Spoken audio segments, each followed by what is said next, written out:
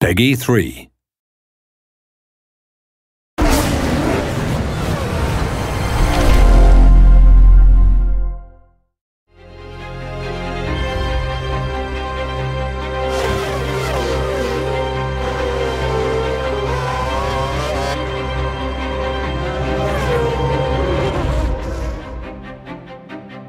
As people get more and more accustomed to Formula One, they want to notch it up. Every year we're learning something new, every year we're pushing to improve that experience. 2012 is really responding to what the community has been talking about.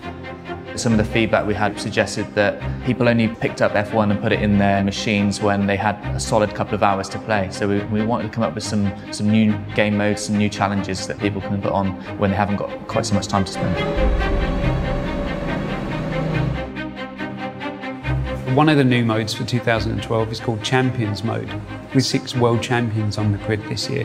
We thought it'd be interesting if we made a scenario mode about trying to beat each of those champions across progressively difficult challenges.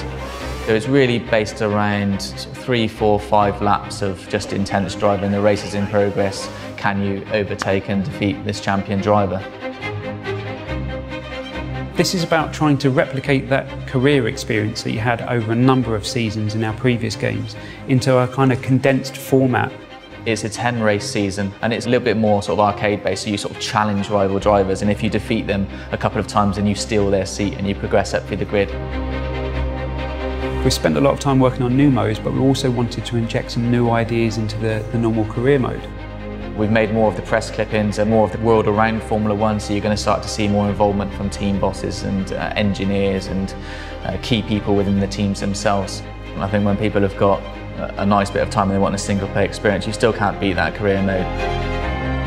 Multiplayer is a huge part of racing games, of the racing experience, that sort of will to compete against other drivers. So we've got lots of different game modes to cater for how much time you've got to race online. I think with Formula One people like the thought of qualifying and getting the grid and that sort of pressure of that environment. So we've introduced one-shot qualifying rather than one 10-minute session or 3 knockout phases. It's, you know, what can you do in one lap? That one lap's going to determine your grid position. So that adds a lot of pressure. 2012 really is something completely unique.